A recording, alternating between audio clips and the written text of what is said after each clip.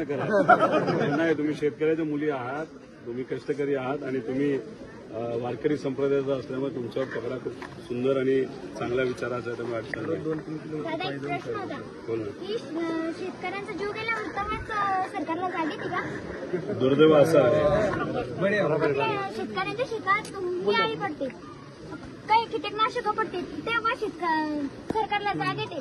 शेतकऱ्याच्या घरात तेल असते तर मीठ नसते, मीठ असते तर तेल नसते. तेलाला भाव काय 115 रुपये आणि सोयाबीनला भाव काय 3-4 हजार रुपये. शेतकऱ्याला काय पुरू राहिले? खरं म्हणते तू, आम्ही पण हीच भूमिका मांडतो. दादा माझा बाप बी शेतकरी आहे. माझ्या बापाच्या घरात तेल असते तर मीठ नसते, मीठ असते तर तेल नसते. वडील आलेत ते नाही. गव्हर्नमेंट शाळेत आहे तुम्ही, प्रायव्हेट शाळा. तू जे भूमिका मांडली ती खरी भूमिका आहे. तुला हे माहिती आहे का, भारतात सगळ्यात जास्त सोयाबीन केलं जातं, कापूस केला जातो आणि एवढ्या मोठ्या प्रमाणात कापूस करून ज्याच्यात तुमच्या 4 पैसे घरात यायला लागतात. कापसाला जेव्हा 10,000 भाव मिळतो तेव्हा हे सरकार काय करतं, नाही तर कुठलंही सरकार इम्पोर्ट करायला लागतं. त्याचे भाव परत खाली पडतात आणि त्यात आपला शेतकरी झोपतो. तसंच सोयाबीनचं झालंय, कांद्याचं झालंय, सगळ्याच पिकाचं झालंय.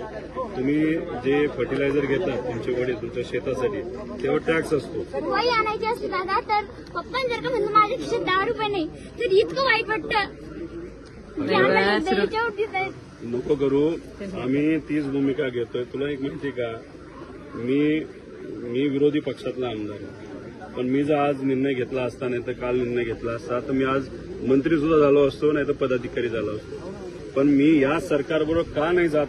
हे सरकार युवांच्या विरोधात आहे, शेतकऱ्यांच्या विरोधात आहे, मजुराच्या विरोधात आहे, महिलांच्या विरोधात आहे.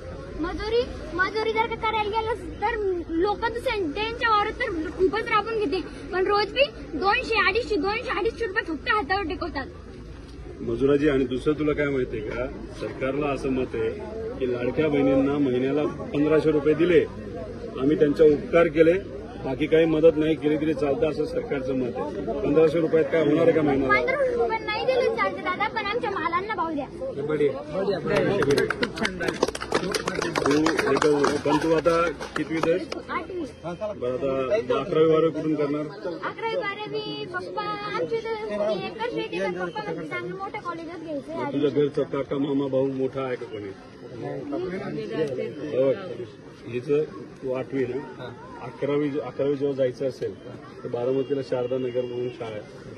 ही ज्या पद्धतीने बोलते ना, आक्रमक भूमिका घेते, तर उद्या जाऊन ही नक्कीच मोठी, सगळेच बनतील, ही मोठी अधिकारी बनेल.